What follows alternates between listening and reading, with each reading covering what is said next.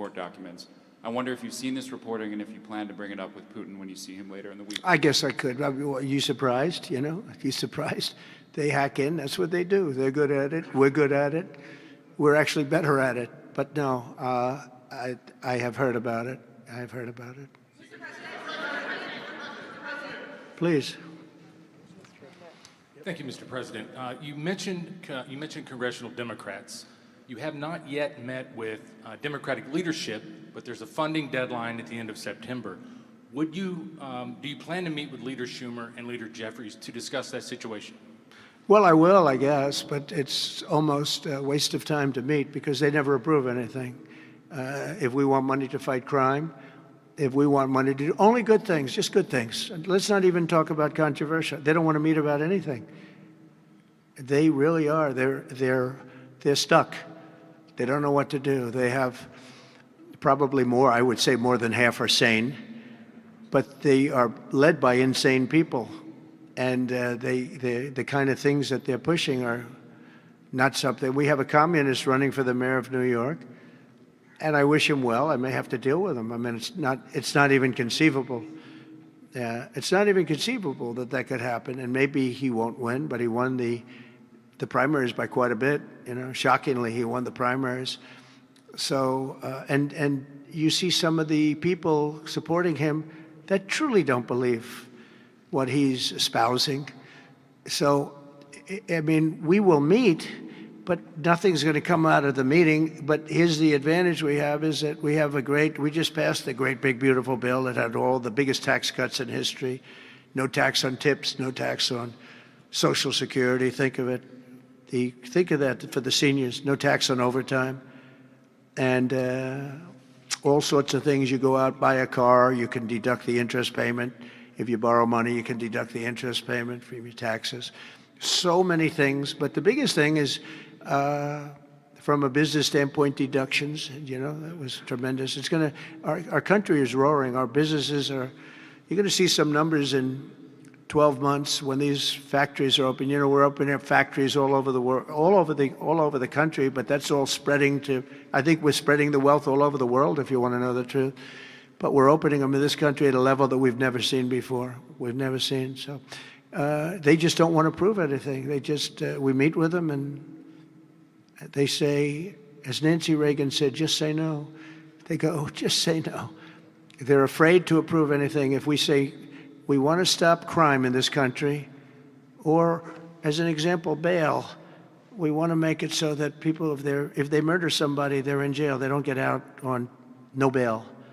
They say, we don't want that. We want people to murder somebody and they immediately are released and they go out and murder somebody else. It's a big problem, a tremendous problem. By the way, we're going to go for statutes in D.C. and then ultimately for the rest of the country where that's not going to be allowed. Because it was when they did the cashless bail thing that the numbers really started going up. In this city, in New York, in Chicago, in Los Angeles, no matter where they have it, the numbers went through the roof. So we're going to meet with them, of course. I'd like to meet with them. We're going to tell them all these good things, and they're going to tell us no. And then we're going to go out and we're going to vote it in by the Republicans, because I don't believe that anybody is capable of making a deal with these people. They have gone crazy. Go ahead.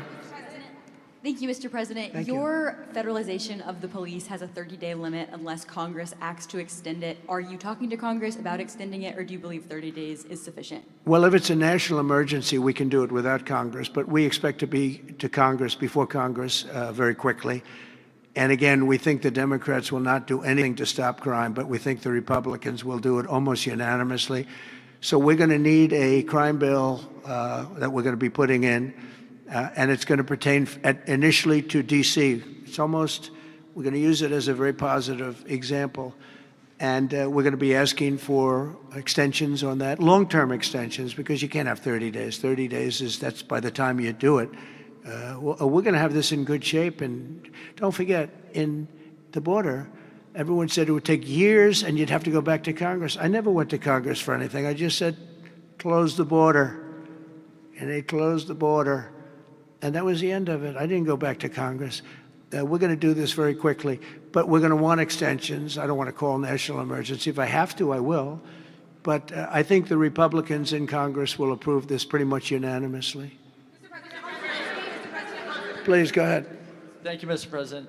Would you encourage members of the press to do ride-alongs with the D.C. police to understand how serious this crime issue is? It's okay to me if they want to do it. We're going to work with the D.C. police. A lot of very good people in there. Not all, but a lot of very good, very, very professional. And, you know, we have a big force. I think they said 3,500. They're always asking the mayor, who's a very nice woman, but got to do the job. You know, we've worked with the mayor for 6 months, and she's been here for many years. And the numbers are worse than they ever are. Don't let anyone tell you they're not. And the whole statistical charts that they made, the whole thing is a rigged deal. They got rid of the guy because he didn't want to do the numbers the way they wanted to, and they put their own numbers out. They said it's the best in 20 years. No, it's the worst in 20 years. But we're going to be very open about what we're doing. So if the media wants to ride with police, if they want to do it, if they feel it's safe, that would be okay. Yeah, please, go ahead. Sir, with President Zelensky. Thank you, Mr. President. Mary Margaret with Daily Wire. 2 questions on D.C., if that's okay. How do you feel about Mayor Bowser's level of cooperation and her choosing to advocate for D.C. statehood right now? And Well, the statehood, let me do that one first. Statehood is ridiculous. We want to straighten the place out. Statehood's ridiculous. It's unacceptable. It's the Democrats want it because the Democrats have, about 95% in this little area. Even I didn't get it very much. They want that. They want to pick up 2 senators, and it's not going to happen. It's not going to happen. And that's the least of the reasons why, by the way, but that's one of the reasons why. What we want to do is make Washington, D.C., the greatest, most beautiful, safest capital anywhere in the world, and that's going to happen. I mentioned the word bones before. The bones here, the bones, we have the greatest bones. When you look at that Supreme Court building, I think it's one of the most beautiful buildings. When you look at some of the buildings here, it's so magnificent, and everything's good, but it's just dirty and not properly maintained. It's not taken care of. Potholes in the roads. All of it's going to happen very quickly. We're going to seek a relatively small amount of money for fix-up, and we're going to put it out to bid. And we have great contractors here, great road builders, everything. And we're not ripping roads apart so they're closed for 4 years as they redo the concrete bases. And you don't need that. We need a beautiful topping by a very talented asphalt-type person, somebody that does the job. We go out, when I get contractors, I use great contractors. To me, a great contractor is a very special, like a great surgeon, like a great teacher, like a great nurse. A great contractor is very important. We'll only use the best. And when you put a coat of asphalt on that top, 2 inches of asphalt, 3 inches of asphalt, it looks brand new. You take all the garbage off. They reseed it, as we call it, or different names, but they take the bad stuff off and they put the good stuff down. It takes not a long period of time. A matter of a few days, you'll have a beautiful, magnificent road. You fix up the curbs. You get rid of the medians in this town are just horrible. You're riding around. I think to myself, leaders come from foreign countries. You see, with leaders all the time. Different leaders. They came in from India recently and from everywhere. They came in from a war that we just ended, Azerbaijan, and you know that, and Armenia. We just ended the war. The 2 leaders came in. One of them said, "My country looks better. The roads are better than." We were talking about it. I said, "What do you think?" He said, "Well, the roads are better in Armenia than they are in Washington, D.C. It's embarrassing." And I was asked at the last press conference, they said to me, "How important is it? You're doing world peace. We're going on Friday to Alaska, meeting with President Putin, Russia. How important it is that the capital is important?" I said, "Very, very important." I told my father, said to me, "When you see a restaurant and you want to go and you want to have dinner, and then you go up to the front door and it's dirty, turn around and go back because the kitchen's dirty." It's the same thing with the capital of the United States of America. If it's dirty and unsafe, it sets a bad tone for the rest of the world. So we're not going to do that. We're going to have this capital fixed up, safe, clean, and beautiful in a very short period of time. Go ahead, please. In the back? Yeah, please. Yes, Mr. President, how were your calls this morning with European leaders, and was it your call not to invite President Zelensky to your meeting with Putin? No, just the opposite. No. We had a very good call. He was on the call. President Zelensky was on the call. I would rate it a 10, very, very friendly. I know the leaders because I was at NATO, as you know. I took it from 2% to 5%, 2% that wasn't paid, 5% that is paid, which is trillions of dollars in defense capability. No, it was always going to be, I was going to meet with President Putin, and then after that, I'm going to call the leaders and President Zelensky. I'm going to call President Zelensky, and then I'll call, probably in that order, the leaders. There's a very good chance that we're going to have a second meeting, which will be more productive than the first, because the first is I'm going to find out where we are and what we're doing. Again, this is Biden's war. This isn't my war. He got us into this thing, and it should have never happened. This war would have never happened if I were president. But it is what it is, and I'm here to fix it, and I'm here to stop 6,000, 7,000 people last week. 7,213 people last week were killed, mostly soldiers. But missiles being lobbed into towns don't exactly help either, but mostly soldiers. And Ukrainian and Russian, they're not American soldiers, but if we can save a lot of lives, it would be a great thing. I've stopped 5 wars in the last 6 months. And on top of that, we wiped out the nuclear capability of Iran, obliterated it. It's turned out to be a correct word, by the way, because some of the press said, well, maybe it wasn't obliteration. It was obliteration. And we're going to meet with, I would say, the second meeting. If the first one goes okay, we'll have a quick second one. I would like to do it almost immediately. And we'll have a quick second meeting between President Putin and President Zelensky and myself, if they'd like to have me there. And that would be a meeting where maybe it could be absolutely work. But the first meeting will not work that out. Certain great things can be gained in the first. It's going to be a very important meeting. But it's setting the table for the second meeting. I think the second meeting, if the second meeting takes place. Now, there may be no second meeting, because if I feel that it's not appropriate to have it because I didn't get the answers that we have to have, then we're not going to have a second meeting. Thank you, sir. Thank you, sir. I didn't ask you. Go ahead, please, address. I just wanted to ask you, thank you, Mr. President. How involved were you in the selection process of these honorees? I would say I was about 98% involved. No, they all went through me.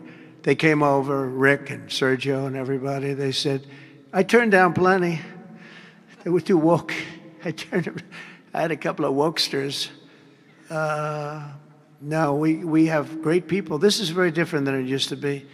Very different. These are great people, and they're not. I don't have any idea of the Republican, because I want people that. The Kennedy Center has everything. Look at the Academy Awards. It gets lousy ratings now. It's all woke. All they do is talk about how much they hate Trump. But nobody likes that. They don't watch anymore. That used to have 45 million people watching. I remember The Apprentice, first season. The Apprentice had 42 million people. The Academy Awards had 41 million people. We were the second show to the Super Bowl.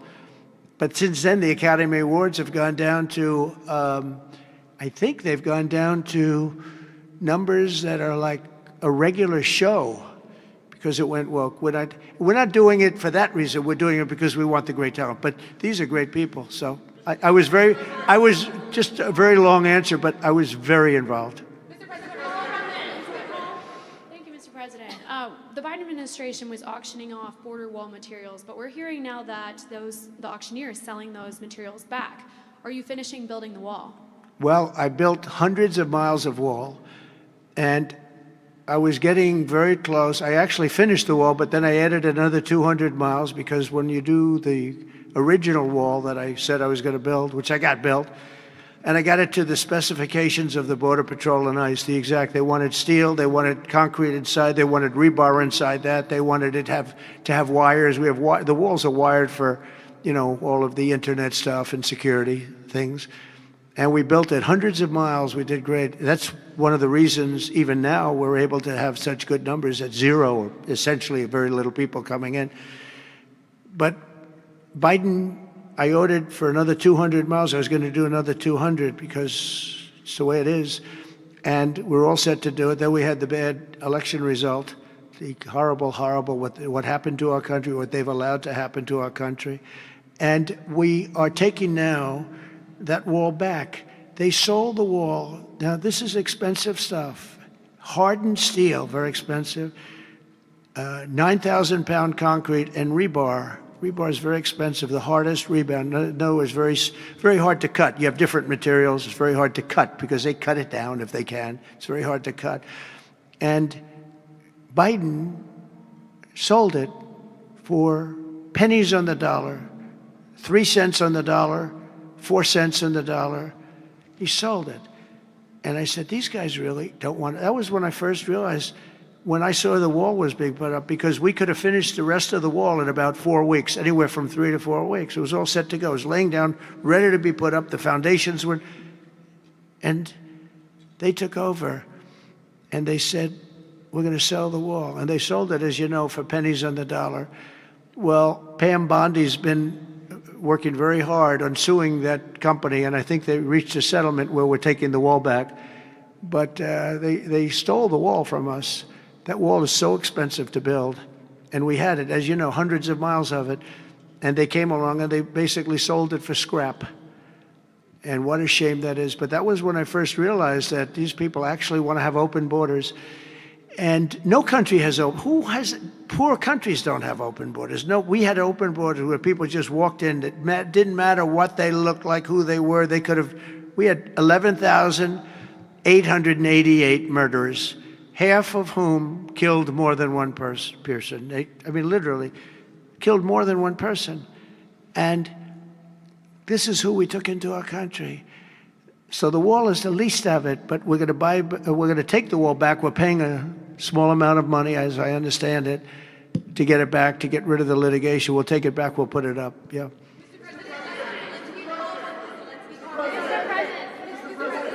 Go ahead in the back, please.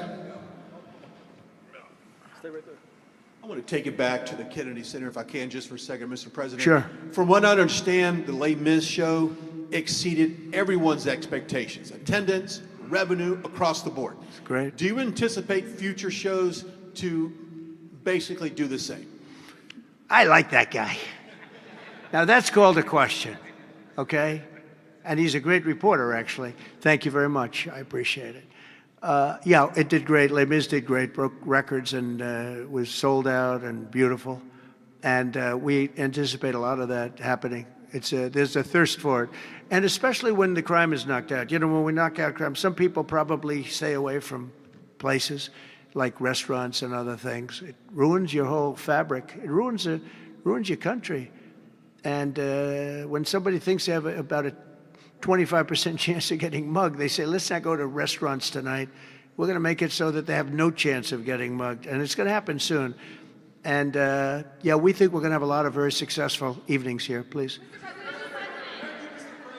Will Russia face any consequences if Vladimir Putin does not agree to stop the war after your meeting on Friday? Yes, they will. Yeah. What will the consequences there will be be? consequences. Sanctions, tariffs? There will be, I don't have to say, there will be very severe consequences, yes. Yeah, please. Can I ask you a question about the Fed? Right next to you, please, yeah. About the Federal Reserve. Oh, Federal Reserve, my favorite. Too late. He's too late. You're considering suing Jay Powell. Can you update us on your thinking about that and tell us where you are in your search for a new chair? Well, he took a building that could have been painted and fixed, like we're going to fix this building for very little money. And that was in better shape. He took a building and what they did to that building, they built a basement under the building. It didn't have a basement. This is simple to understand. The building is right next to a thing called the Potomac River, the beautiful Potomac River. That means lots of water. And the water is right under the building. And they decided to build a basement under the building in the Potomac River. So in order to do that, you need the biggest pumps that God ever created. And they were pumping their hearts out, but as big as those pumps are, you can't pump it fast enough because it's the Potomac River. If the pump were bigger than this room, you couldn't pump it. But they tried, and they've been building a basement. And I said, why did you want to build a basement? I thought it would be a good idea, sir. A basement is the least valuable floor in a building. I know a lot about real estate. The least valuable thing is the basement. And you don't build a basement under a building that is 2 feet above the river that's right next door. You know, it's right near the river. People don't realize the river's right out their window.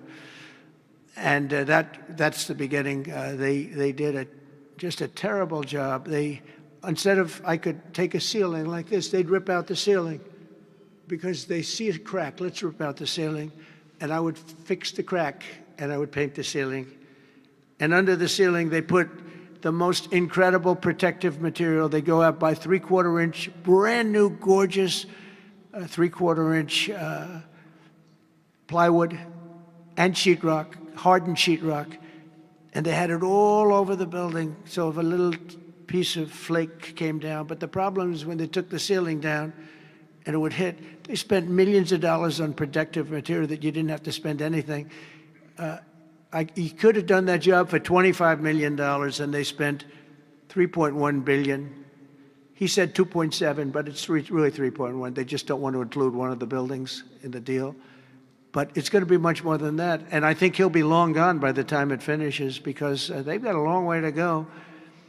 And then I hear they want to hire 3,000 economists. What are they going to do? And he got it all wrong. He's too late. We call him Jerome Too Late Powell. It will live with him forever. I believe that name will live with him forever, along with the name Pocahontas and some of the others. He worked closely with Pocahontas, by the way. She's another beauty. But we have a real problem there. They're way over budget, and they did a job that shouldn't have been done. It was unnecessary to be done. I could have gotten the greatest wallpaper anywhere in the world from the finest stores in the world. I could have fixed up a wall a little bit. It would have taken about 2 hours. And covered it with the most magnificent silk and most magnificent paper for thousands of dollars as opposed to tens of millions of dollars. What a shame it is that they did. But they would take down areas of the building that shouldn't have been taken down. That could have literally been painted, and they didn't do that. So they've got a long way to go. And I think it's just grossly incompetent, but not quite as incompetent as his decision not to do interest rates, take down interest rates, because just like they shouldn't have taken down a ceiling, they should take down interest rates. Every point costs us $360 billion a year. Think of that, $360 billion for 1 point. And we should be down at 1% because we're the leader of the world. We were always the lowest interest rate until like a certain time ago, decade, couple. But we were always, because we were the United States of America. So even if the country was run badly, we were considered like to be super prime. And now he's got us in a bad place. So we're paying $360 billion a year for each point. Now, I believe we should be 3 or 4 points lower. So that's over $1 trillion we pay every year in interest. And it's really just a paper calculation. You sign a document and you save almost $1 trillion because that number equates very much to the bonds that we have to buy. But despite that, we're powering through it, and we have the greatest economy maybe we've ever had. But the housing sector, people aren't able to get good mortgages. They're paying too much because of Jerome Too Late Powell. He's truly incompetent, and we'll be making another. We put a very good man in temporarily in the one spot because one of the people that was appointed by the Democrats left early. And I heard left because that person wanted lower interest rates. And I heard quit, but I have no idea. I'm sure she won't say that. I'll be naming a new chairman sometime within the next, I think I'll name it a little bit early, the new chairman. I'm down to 3 or 4 names, all good, all great. The problem is you name them and then they turn out to be not good. That's happened to me a couple of times. You name somebody, they tell you everything you want to hear, and then they go in and they turn out to be not good. I mean, he told me everything that I thought was appropriate. He turned out to be a stiff, real stiff. But other than that, I think he's doing a very good job, yes. Okay, maybe 1 or 2 more. 1 or 2 more. Yes, sir, please. Go ahead. Mr. President. Looks like Scott Bessent. Are you the Treasury Secretary? You don't want me for Treasury. I don't know. You look like you could do a good job. Go ahead. I keep my family budget okay. Sir, when you meet with Vladimir Putin Friday in Alaska, Yeah. do you believe you can convince him to stop targeting civilians in Ukraine? Well, I'll tell you what, I've had that conversation with him. I've had a lot of good conversations with him. Then I go home and I see that a rocket hit a nursing home or a rocket hit an apartment building and people are laying dead in the streets. So I guess the answer to that is no, because I've had this conversation. I want to end the war. It's Biden's war, but I want to end it. I'll be very proud to end this war along with the 5 other wars I ended. But I guess the answer to that is probably no, because I would have had a good conversation with Vladimir. I knew him very well. I got along with him great, actually. We had I had to go through the Russia hoax. And it was actually, it was a strain on the relationship. I actually told him, I said, you know, they got this phony investigation going on, Russia, totally phony, created by Adam Schiff, Shifty Schiff, and Hillary Clinton and the whole group of them. And it made it very dangerous for our country because I was unable to really deal with Russia the way we should have been. I'm looking at Pam because I hope something's going to be done about it. These people put our country at great danger. And Adam Schiff, it was all made up. It was a hoax. The Mueller report came out. They all hated me. They had 18 Trump haters. And they said I did nothing wrong. They couldn't believe, they couldn't find anything. After years of investigation, it was all a hoax. It was a hoax created by the Democrats, but in particular Schiff and Crooked Hillary, the whole group. And now we've learned all the stuff that's come out over the last 2 months is incredible through intelligence. And hopefully something's going to happen with it. These are people that put our country in danger, in real danger. I want to thank you all very much. Thank you very much. Thank you.